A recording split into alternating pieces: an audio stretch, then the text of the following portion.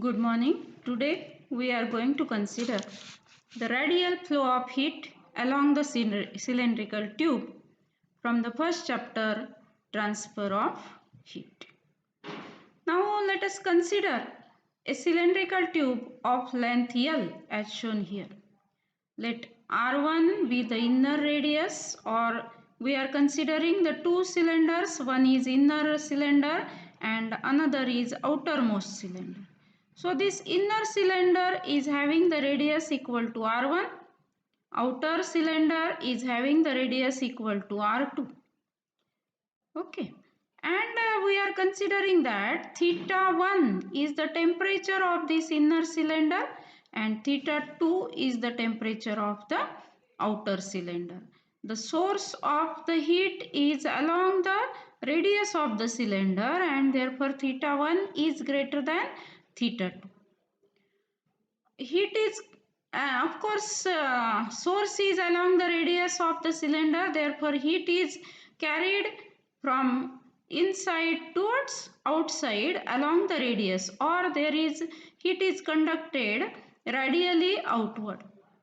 Let us consider this element, cylindrical element, which is having thickness dr and length of course equal to L and radius equal to R, this much. Okay, and theta 1 is the temperature of inner cylinder after steady state is reached. This theta 1 is heat is provided or heat is allowed to flow along the radius for long time, and then after long time the temperature of this inner cylinder is calculated, which is observed to be theta 1 and nearly constant, and similarly the temperature of outer cylinder is theta 2 and also it is observed to be nearly constant with respect to time, and that is named as the steady state temperature.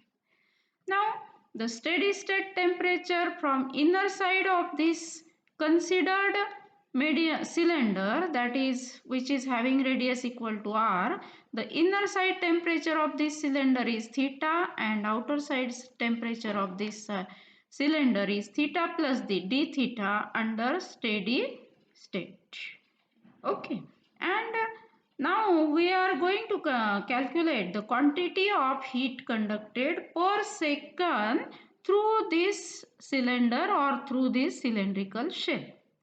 Okay, and this quantity of heat conducted per second through this cell is given by Q equal to, as per the definition of thermal conductivity, quantity of heat conducted per second, Q equal to minus K into A into d theta by dr, where K is coefficient of thermal conductivity of material of the cylinder, A is the area of the cylindrical shell, d theta by dr is the temperature gradient, that means rate of change of temperature with respect to distance. Now in this case, the heat is carried along the cylindrical tube, and therefore area of contact or area along which the heat is conducted, that is given by 2 pi r into L. L is the length of cylinder, R is the radius of the considered shell of the cylinder. And if we put this value of A into equation 1, we will get minus K into 2 pi r into L d theta by dr. If we separate the variables, here there are two variables d theta and dr, and therefore if we separate the variables, let us take this r variable towards left side. So dr goes into the numerator, r goes into the denominator, and that is equal to minus K 2 pi as it is, L as it is, and multiplied by d theta.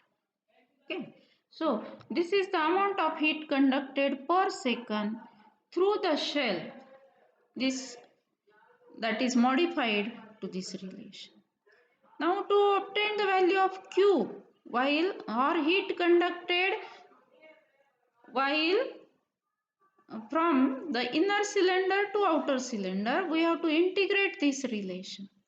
and therefore this heat conducted, this Q upon dr by r equal to minus k 2 pi l into d theta. This we have obtained, and now let us integrate this from r1 to r2.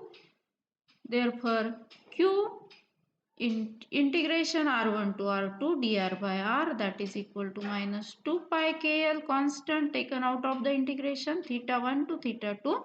The d theta integration is taken for to obtain the heat conducted from inner cylinder to the outer cylinder. Inner cylinder is having the radius r1 and our outer cylinder is having the radius r2, whereas inner cylinder is having the temperature theta 1, outer cylinder is having the temperature theta 2.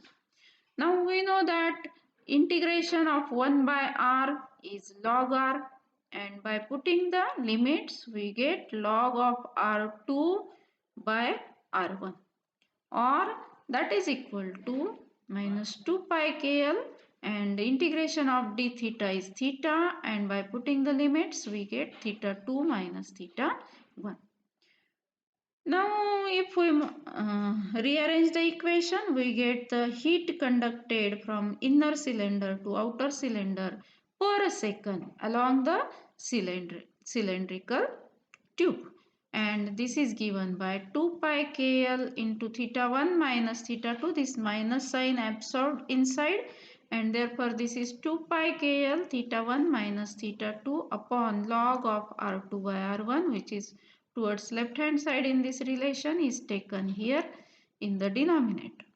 Okay, so this is the amount of heat conducted per second along the cylindrical tube from the inner cylinder, which is having radius r1 and temperature theta 1, to the outer cylinder, which is having radius r2 and temperature theta 2.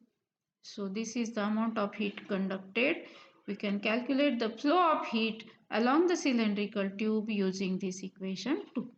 From the same relation also we can calculate the coefficient of thermal conductivity of material of the tube, which is given by K equal to Q log of R2 by R1 upon 2 pi L theta 1 minus theta 2. This formula can be used to solve the problem. If you are provided the amount of heat conducted from inner cylinder to outer cylinder per second, and also you have provided with the radii of the two cylinders and temperatures of two cylinders along with the length of the cylinder, then you can easily calculate the coefficient of thermal conductivity by using this formula. Otherwise, the amount of heat conducted from inner cylinder to outer cylinder per second, which is given by this relation or equation number 2. From equation 2, you may observe that this amount of heat conducted, it is directly proportional to the K. K means coefficient of thermal conductivity. It is decided by material of the cylinder, and therefore amount of heat conducted is depending upon the material of the cylinder. If material is of good conductor, will be carried more. If material is bad conductor, heat will be carried very slowly or not carried. Length of the cylinder directly proportional to length of cylinder, and directly proportional to temperature difference between the two cylinders, and inversely proportional to log of the ratio of radii of the cylinders, or we may say the heat conducted along the radial path along a cylindrical tube is directly proportional to length of tube, temperature difference between the two surfaces. It depends upon the material of tube, and it is inversely proportional to log of R2 by R1. Thank you very much. So this relation for or derivation for the cylindrical flow